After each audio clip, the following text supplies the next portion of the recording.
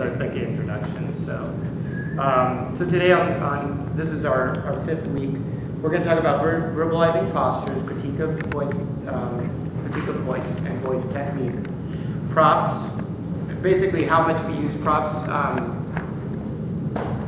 We don't use props very much in this style, but we use them enough, I think, to at least mention them. So we're going to talk a little bit about that. So verbalizing postures, props, displays, a little bit of discussion about anatomically incorrect poses, mainly to understand just what to look for, natural or biological advantage,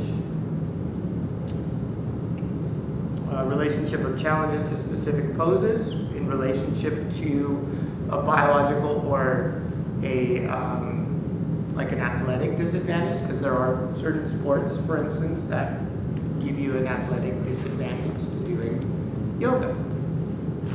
So we'll talk a little bit about that. Doing yoga poses, the extreme poses, specifically the flexibility poses, that stuff I have found to be very interesting, and definitely, there's definitely a propensity to certain activities.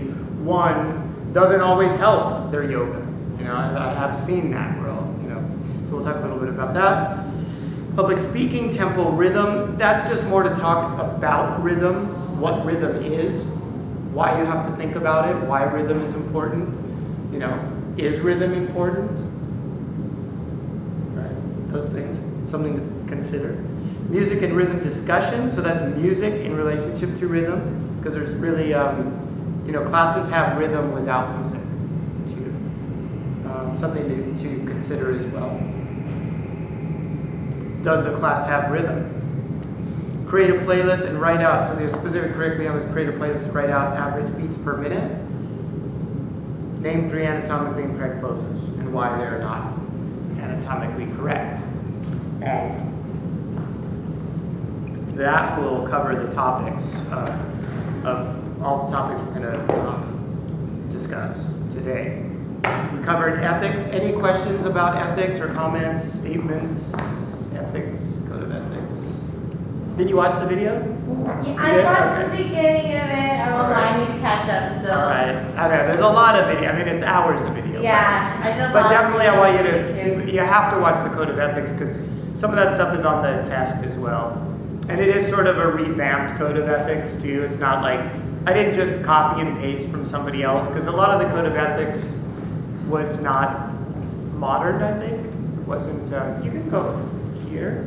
Let's do a semicircle, yeah, just like that, yeah.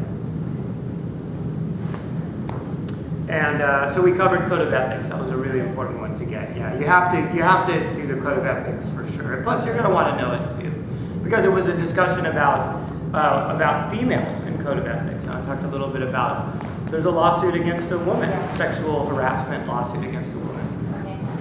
Because we used to think that, well, that applies to men only. In fact, one of the harshest cases that I know of is actually a female-to-female relationship, harassment. Or I don't know if it's harassment. I don't know what the term was, but it was some kind of assault. Yeah, like I don't know, something like that. It was harassment or assault. I forget what it was. Name 3 pros and cons. I do want to hear what you guys think about the pros and cons of the vegetarian and Paleolithic diet, because we touched on that a little bit as well. So why don't we start with that? I'm going to just say, like, the way I like to do is I'll just say, like, I'm Stephen Earth Metz. I think the pros and cons of the Paleolithic diet are, one, at least it doesn't have a lot of chemicals, etc. And on the good side, it is all natural and like high substance food. I think another con of it is that it tends to have a lot of like fat in it. Like it just can be. It can have quite a bit of fat content, which is not so great for us. And it's the kind of fat that's not so good too. Like, because fat from an avocado is fine, generally speaking, but fat from animals is not. So that's, something to consider. So, anybody want to say? Okay. Lauren, why don't you start? So there can be improved satiety due to higher intake of proteins and fats on the diet.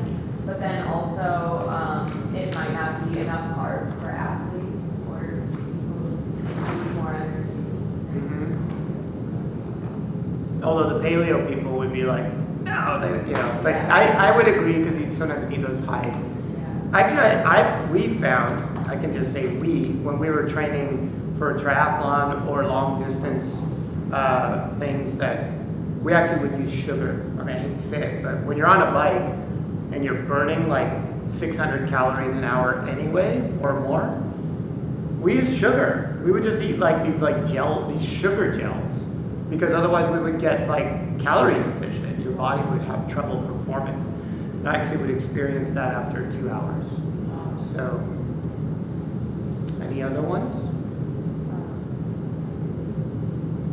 Yes.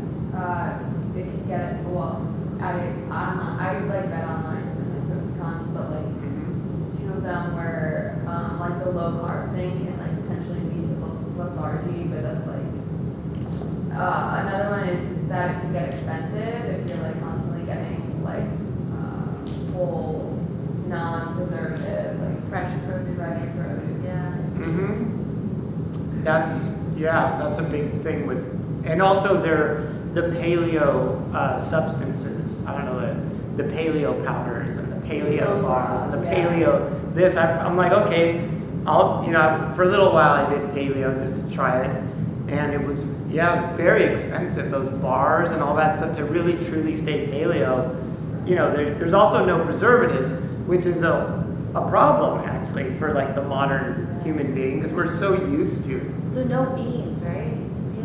paleo. I don't think it has beans. No, it's Yeah, like it's basically like No grain. whatever like a paleo person That's could tough. gather and get. Yeah, no, there's no like process either. Like It's similar to like like the keto diet. A little bit. similar. No, You're not really there's a supposed little. to have carbs, like which is like grains and beans. I'm not really like a keto master, so I don't Yeah. know that too much. But yeah, it's similar. Yeah. Similar. Like a keto, you could do a paleo keto diet easily. Yeah, you could. Yeah, so it's costly. It's another issue, which is a major issue as well, right? Something to consider if you're going to tell somebody, hey, you should be paleo. Well, who are you talking to? Does this person have the ability to be paleo? Can they even afford it? Like, I have a lot of trouble with like people when they suggest certain diets to me. I'm like, I can't afford that. I can't do like organic pressed juices. They're $8 to $10 a piece. $10. There was Sometimes one more expensive. $12. Yeah, I've seen $15 before. Yeah. for a juice. 14 was like Yeah, the ones $14 plus tax. at Erewhon can be like Yeah, it was $16 or $18 $14 even. plus tax. Yeah, This I know. This green goddess one. You're taking it right. The green. If you want to be a green goddess, you gotta pay. The green goddess. So am I gonna be a goddess after I do this? You gotta pay a lot of money. I better be a goddess, It's so right? expensive. Right. Very much so. That's true. So that's a major concern, because not all your private clients generally will have money, but your everyday people, like most people, don't make that kind of money. It's just a fact. It's true. Just a fact. So, Carly.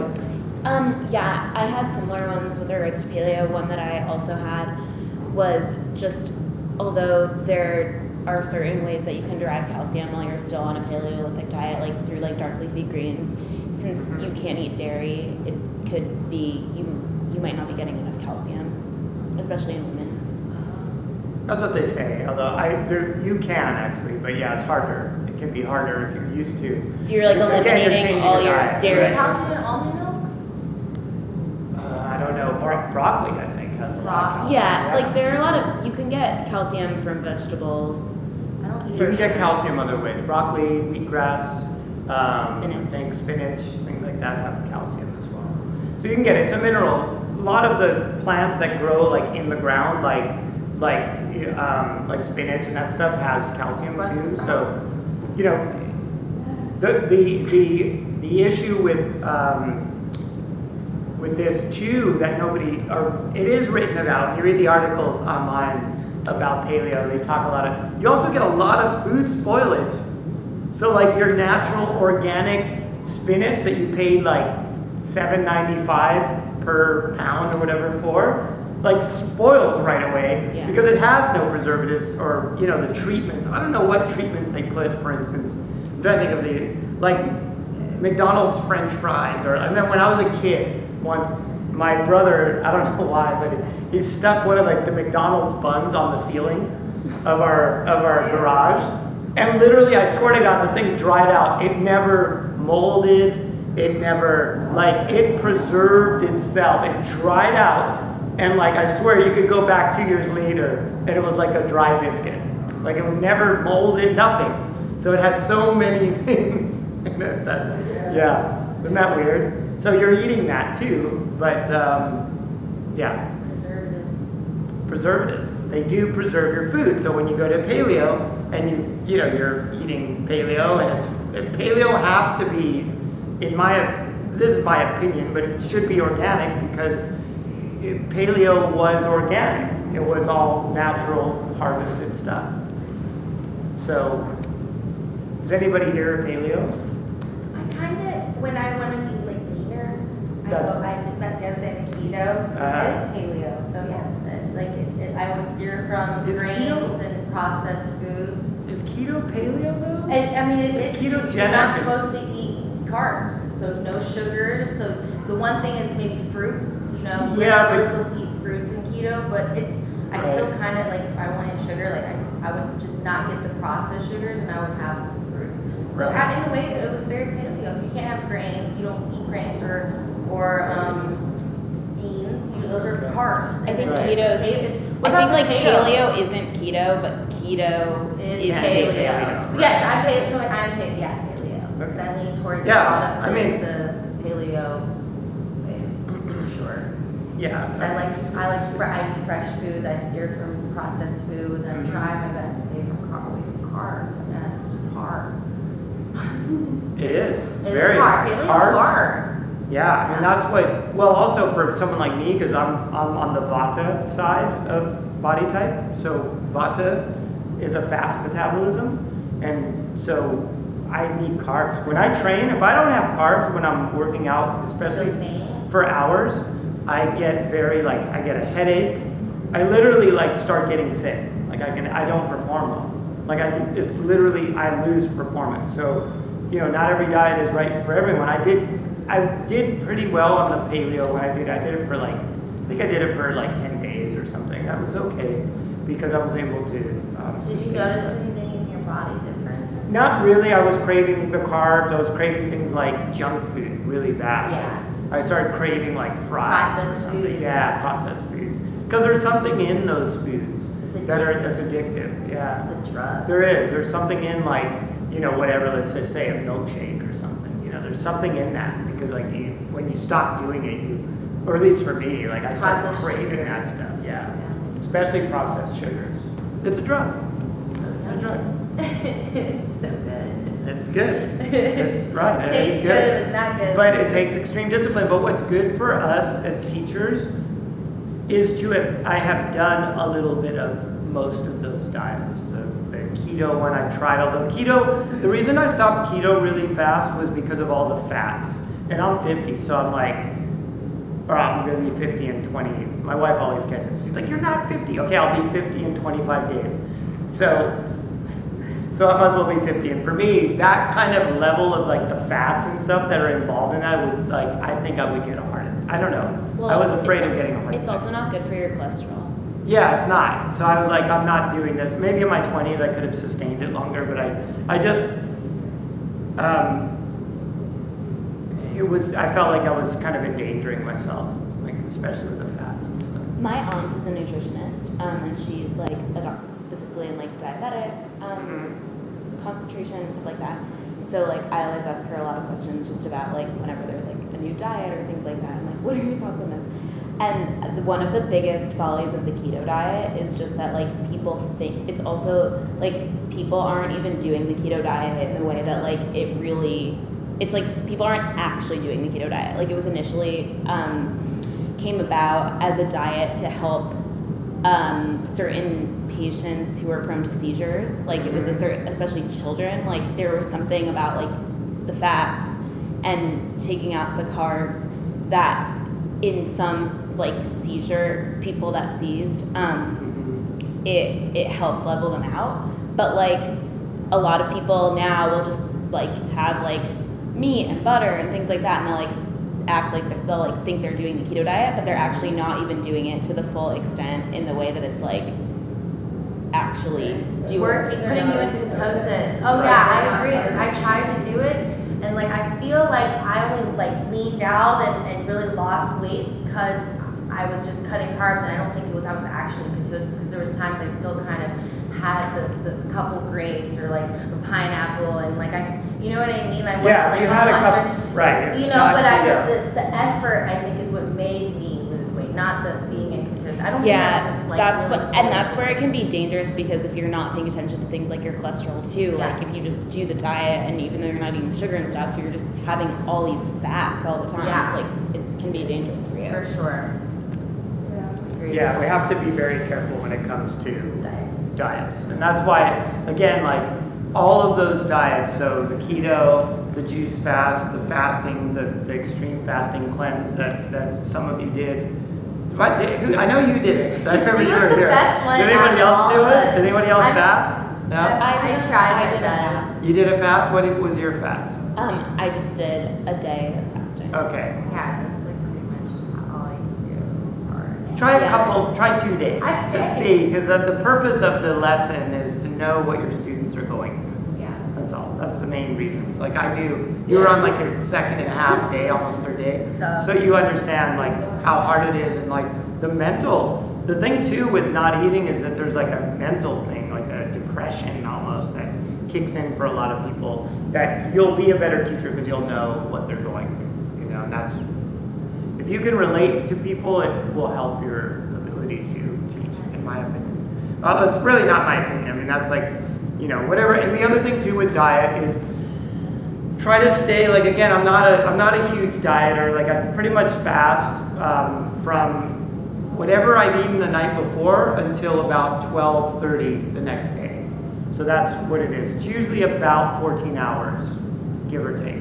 So I'm not really saying I'm keto because I'm not really following the keto rules, but I am doing intermittent fasting, and that's what I say. So I fast that much, but I also don't really teach. I don't really talk that much about it, like in my daily classes too. And the reason I stay away from a lot of that is because I'll probably change that. Like that's not something that I don't know that I'm always going to be able to do that or want to do it. So I don't want to make it a big thing. Like, and then all of a sudden, 6 months down the road, I do a whole plan. I like, let's say I did a whole marketing thing and a website and all that, and then you find out like, Steve, by the way, you know, how's your 14-hour fast going? And I'm like chewing on a Snicker bar at 8 a.m. or something. You know, so I just didn't want to. I'm very careful to ride those lines. You know. So Suki, did you? Well, they really covered most of the things that I wanted to say. But with paleo, because you're consuming a lot of meat, like a lot of heart disease, coronary disease. So if you already have high cholesterol, then you're more predispositioned to actually have these kind of, develop these kind of diseases. So, Yeah. I think you should know your own medical history first. Right. And I tried keto a couple of years ago, and then I had keto rash all over my body. Oh my god. I had such like bad experience with keto, so I'm like I don't ever do it anymore. But because I'm already kind of like skinny. What's keto rash? Like why did your body react that way? Because your body's building up like ketones, and then those are kind of inflammatory things. So like my skin all went like. Yeah, you get. There's a couple reactions. There's the keto, and then there's also like the keto smell. There's like a smell that gets developed. Ew. From that. It's like the iron or something. I forget what it is, but there's like a dank Real smell. breath, yeah. Yeah, keto breath and all that. I've So read there's, about there's that. Not everybody gets it, No. but a lot of people do. A high percentage of them because they're in ketosis. I forget what causes. It's a chemical reaction in the bloodstream. Like what we're doing, even yoga. Remember too that like what we do in fitness is for a lot of people, not for people that have been fit their whole lives or exercise their whole lives, it's body modification. You know, it really is. You're changing your body from the inside sometimes out. Not always, but a lot of times, especially when you get into the combination of diet and exercise. For people that never exercise, they get different reactions. I've had students get like full rashes, like full From rashes from exercising. yoga, from the heat. Just get a big heat rash, like Yeah. all over their back. Like one guy's like, I couldn't keep doing it. I got this crazy rash. Like I just couldn't do it. It's like a response to the heat. And the doctor said, he's like, well, you know, for you, he's like, but the places, you know, there's all these people doing it. He's like, yeah, but not you. You know, like you couldn't do it. So Does it irritate them though, the how they do rash though? Like heat rash? it's just really like a big looks rash crazy. all over your back. Like nobody wants that. Yeah. You know? He got it pretty quickly too. And he was like, all of a sudden he showed me. I was like, wow, that's not good. I said, what do you think? I said, I think you need to see a doctor. That's what I said to him because I don't want to have the, you know, I don't see that very often. Like how I do when I drink alcohol. Then you're probably allergic. Yeah. The doctor basically said like you're having an allergic reaction. And that was it. So, okay, cool. And did anybody, let's see, we talked about that, the Yoga Sutras. Memorizing 5. So here's the thing, like I did memorize some of them when I was studying them a lot, but I want you to like choose one that really rings true to you. So that's why. So did anybody read the Sutra book? You did? What do you think? This one? Yeah. Yeah, I'm thinking,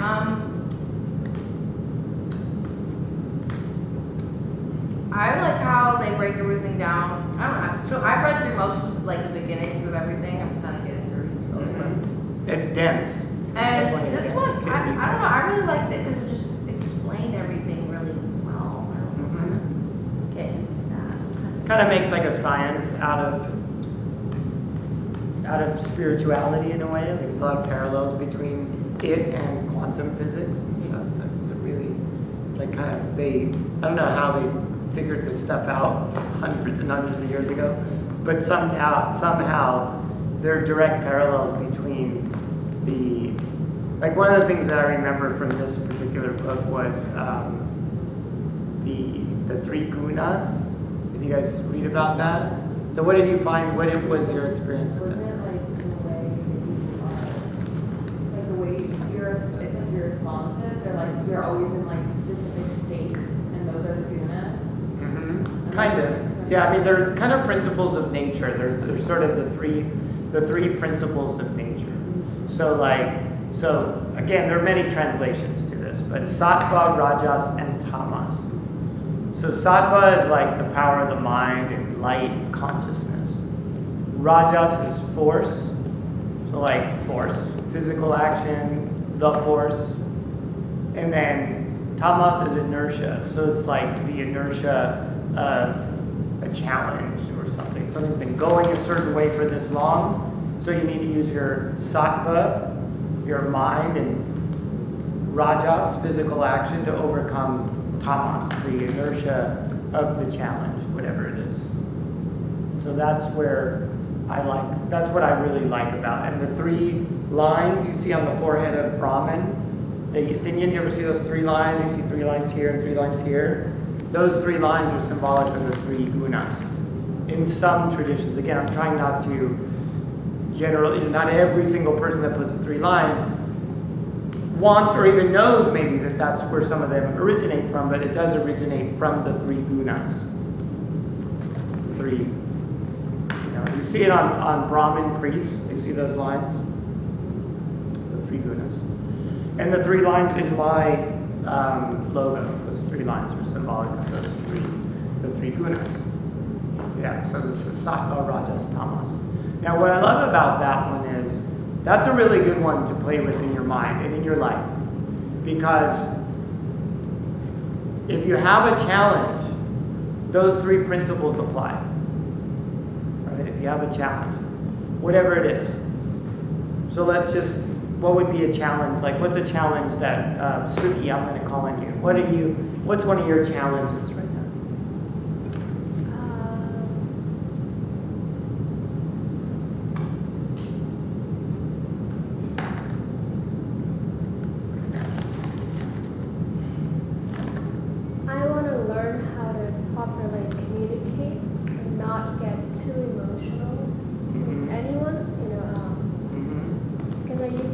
process my emotions, and then it would build up, and then it would get to a point where I would just explode, and then I would, arrive to a point where I can't control Okay.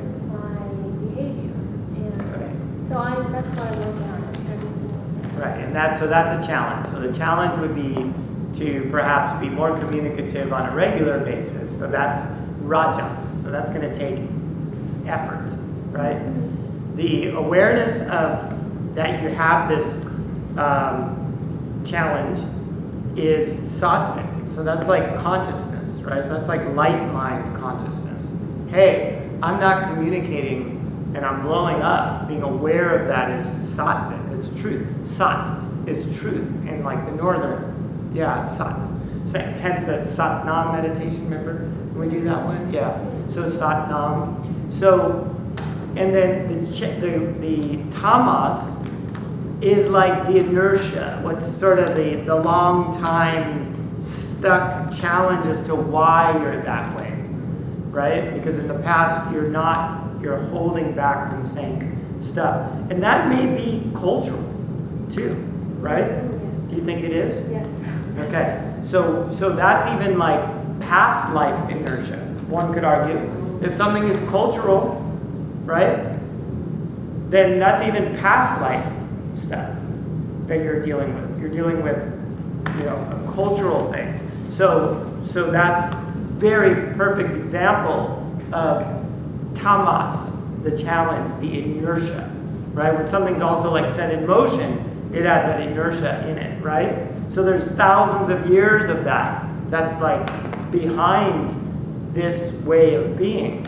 And so you have to use consciousness and action on a regular basis to talk through the situation and take the time to speak it through. Otherwise, you're going to continue the pattern. So that's a perfect example of the three gunas, or how you could look at that particular challenge. Okay. Anybody want to share another? So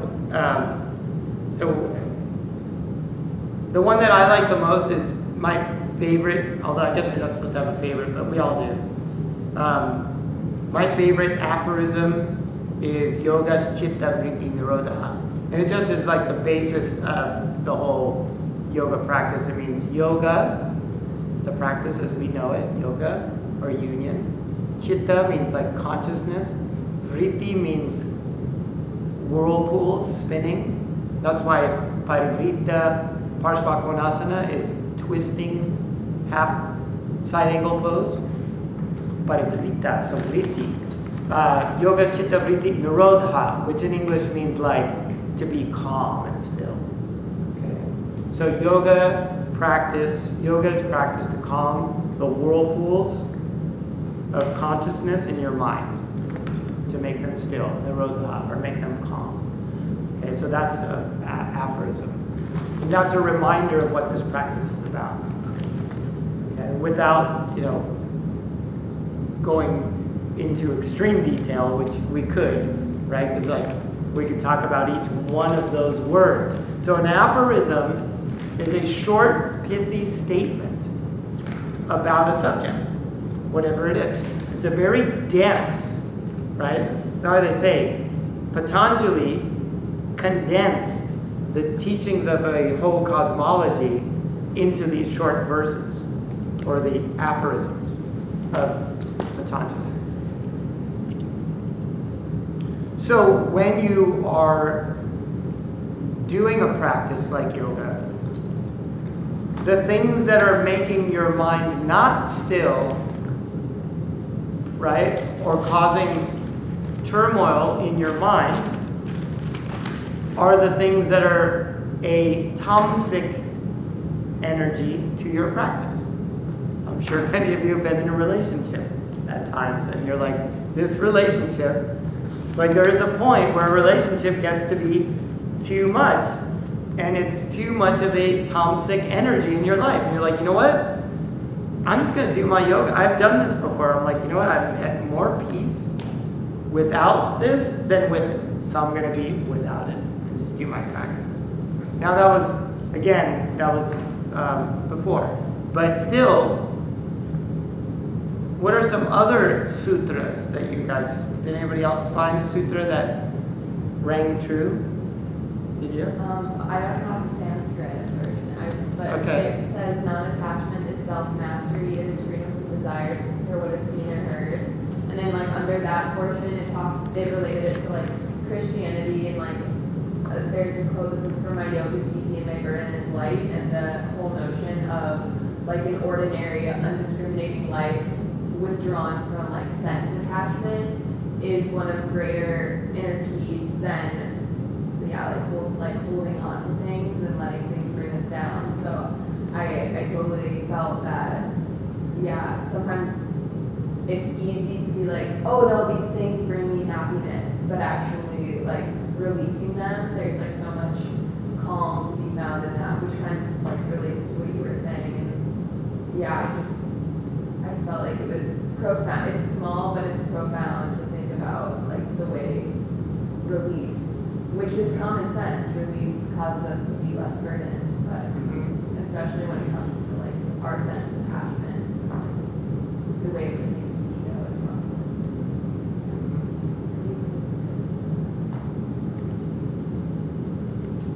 Perhaps we can have all the things but not be too attached to them as well. Yeah. That's a big one as well, not being so, that whatever it is, if you're too attached to it, then you run the risk of perhaps even losing it, because maybe your practice and your peacefulness becomes the blockage to your practice, and then that gets in the way, and so your life takes it away, maybe. That seems to be a pattern as well that I've noticed. We were talking about these different patterns. There's a really interesting study, if you guys want to study on the idea of just pattern in general. It's called Fibonacci. There's a guy named Fibonacci. Have you guys heard of him? So Fibonacci's study of patterns in nature. It's a really good study just to understand rhythm and cycles of life and cycles in general. It's almost like a blueprint it is a blueprint for many structures we see. Not just in relationships but even in like stock markets and nature, and spirals and the different patterns and architecture and even beauty.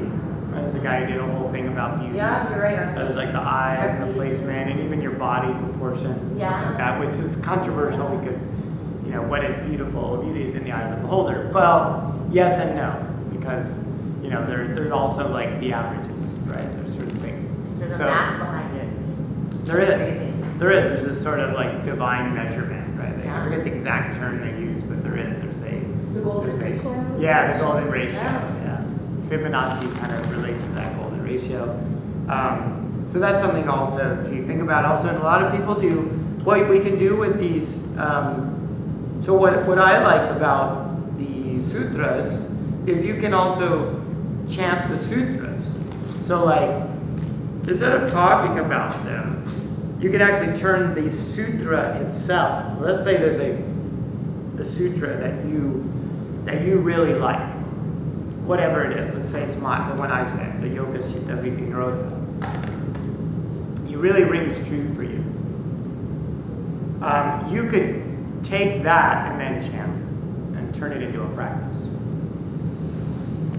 Which we're going to talk a little bit about that with sigils, which I believe is still in the training somewhere, but that's ahead of the time. Okay, so those are the sutras I strongly recommend. There is some of the sutra on the final exam as well, so there's a little bit of discussion about that it's in the exam as well. So the sutras are integrated into the training. I don't teach a lot of sutra when I teach yoga classes, daily classes, but I do use them sometimes. I'll talk about them a little bit. I have one. Yeah? Well, how come we don't have the Sanskrit version of these books? This is a more, let me see your book actually. Look up, make sure you read. The one that I saw, let me see if this is even, because they've changed the covers and stuff. Mine have some Sanskrit, but the modern ones, I guess they don't. Yeah, This edition, it just would be nice to kind of, see what it doesn't have it in this Because when you were edition. saying which one was your favorite, I was like trying to identify which one was the book. Oh. See. Yeah. right? I know it You was can in reference one, them, right? I'm sure, online. I think Yeah, that's what I'm mine, gonna do. I'm this is just a gonna, different version, browse this it. is a different edition, and they just anglicized the whole thing. Yeah, that's why I was Yeah. kind of like hoping to see a little bit of the Sanskrit version. 'Cause My I friend read did the a whole intro. website, I have a buddy that did a whole website with all the Sanskrit, Patanjali sutras in them, and the chants of them as well. Yes, and it's Yeah. cool. Yeah, I can look it up for you. Because I read in the intro, like the way they write Sanskrit is just by like simplifying the sentence. It's not a real sentence, it's just basically Right, the basic words, right. Exactly. So I was like, wow, that's interesting. Kind of wanted to see Wow, that. yeah, they must have changed this book, because mine had the Okay. Sanskrit. Okay. I mean, Maybe I'll order it somehow and check out I the- know the Sanskrit one, so this is the main book that I use. Mm. Yeah, it doesn't have it in there, it's interesting. Okay, I might have to find a new book to recommend. Okay. The first edition, well, that book, the one that I had went out of print. And then I guess yoga became big, so they reprinted it and then put all the English on Yeah, it, maybe. which is very rare actually for them to do. But I kept referring people, and I guess enough teachers referred them to that particular one. Yeah. I just like the translation. I do. It's really. But it used to have it phonetically spelled, like it would say Yoga Chitta Chitta Vritti Vritti, it would have the actual Sanskrit.